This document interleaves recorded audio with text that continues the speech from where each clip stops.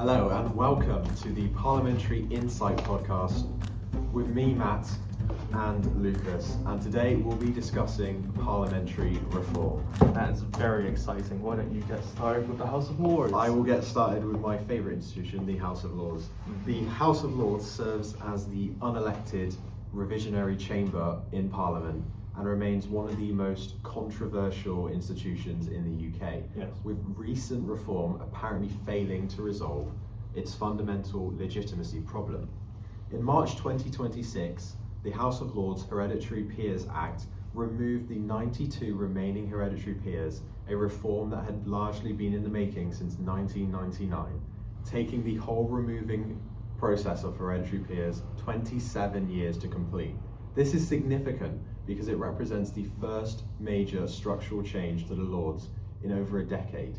However, as reported by The Guardian, through the Prime Minister's power of patronage, Keir Starmer is now considering making some of these hereditary peers life peers, which directly undermines the spirit of reform and raises serious questions about whether anything has fundamentally changed.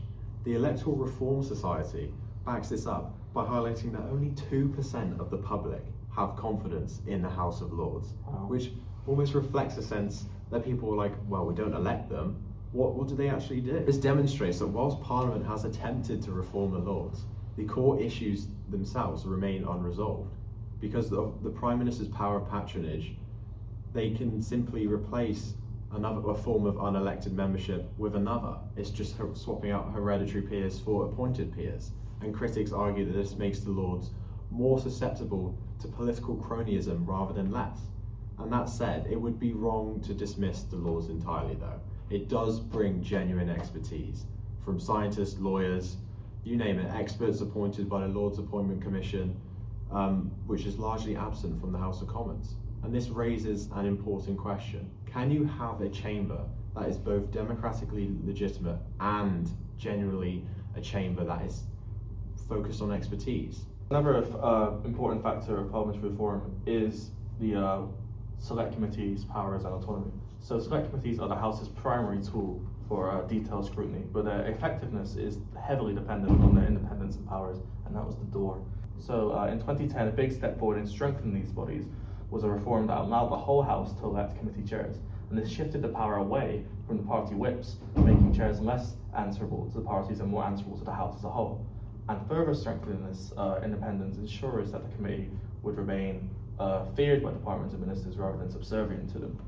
And another reform could be strengthening compulsion. So while committees have the formal power to send for persons, papers or records, process known as PPR, they currently lack any strong sanctions for non-compliance.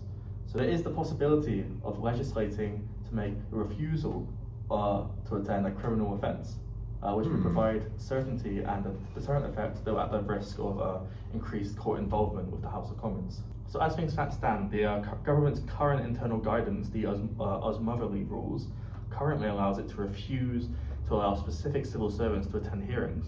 So civil servants cannot be compelled to disclose information against a minister's wishes. Strengthening scrutiny would involve ensuring that when there is a disagreement, the ministers must appear personally to be held accountable for the refusal of information. Yeah.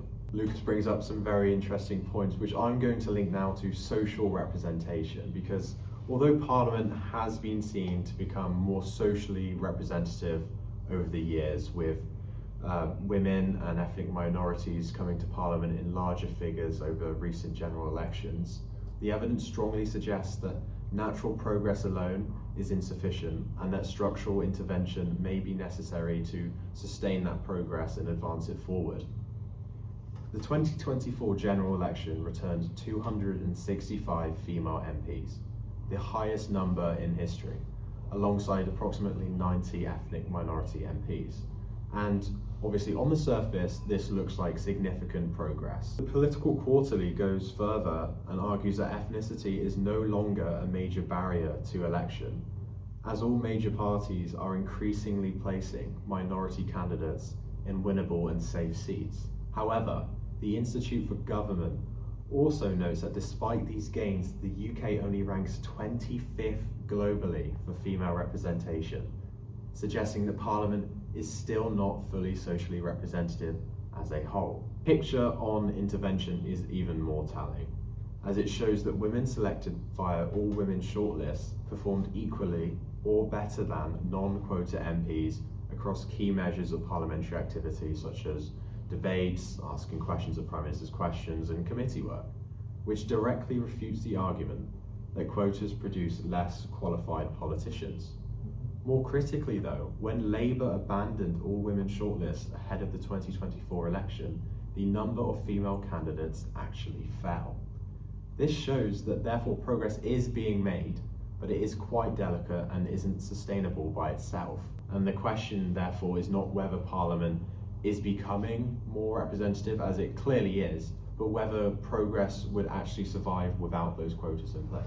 Well, you made a very interesting point about parliamentary activity, and I'm going to expand upon that with a discussion on reforming parliamentary questions, because parliamentary questions are the most well-known and public inquisitorial function of the House of Commons, but their effectiveness is often hampered by rhetorical point scoring rather than actual information seeking.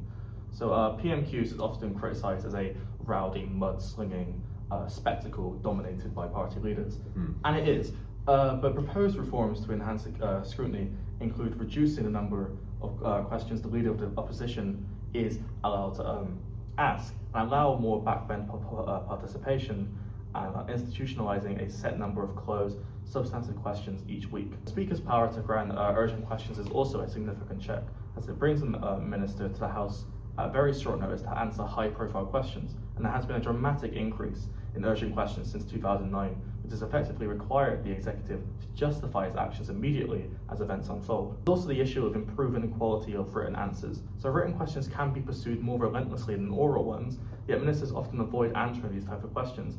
A minister may decline to answer a written question if the estimated cost of gathering the data exceeds £850, and they can provide a named-day holding replies.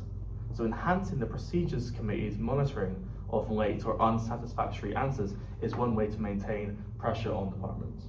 And that would change the nature of central government, as would devolution. And devolution has exposed Westminster's inability to adapt to growing levels of decentralisation, forcing it to rethink its role as a centralised body. Since Scotland, Wales and Northern Ireland gained their own parliaments in 1999, following reforms by Tony Blair, Westminster has faced growing constitutional questions, more specifically the West Lothian question. Scottish MPs could previously vote on English matters relating to health and education, but if you flip the scenario, English MPs had no equivalent say over devolved Scottish matters. And in response to this, the English Votes for English Laws process was introduced in 2015, specifically to address this imbalance. However, English Votes for English Laws was abolished in 2021. Why is that? Because it was widely labelled as ineffective, and it was demonstrated by the fact that debates were poorly attended and legislation almost always passed regardless. Wow. And all of this really ties back to the greater issue of electoral reform. So PR ensures that seats in Parliament are apportioned in closer proportion to the actual share of votes received by each party. Try saying that when you're drunk. So under the current first-past-the-post system, it is possible, and in fact likely, for a party to hold a solid working majority and absolute power without winning a majority of the popular vote. 2024. Yeah. So PR would make sure that the political system is fairer by ensuring the competition between political views and parties is more equitable. But perhaps more importantly, it deconcentrates power away from the government. So by distributing seats more accurately, PR makes it much harder for a single political party to hold absolute sovereign power and creates a system of checks and balances. So instead of having an elective dictatorship, PR encourages ongoing negotiation and wider agreement across different political parties. But of course, historically, there have been arguments against PR, and this typically, surprisingly, comes from the political left.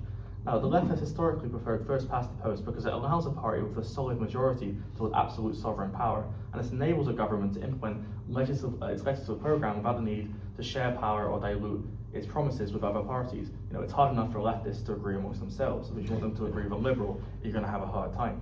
And PR has also faced public defeat in the political arena, specifically in the 2011 referendum on the alternative vote, which is not a promising precedent for those seeking electoral reform. Sorry, Nick Clegg. Yeah, I hope it was worth it.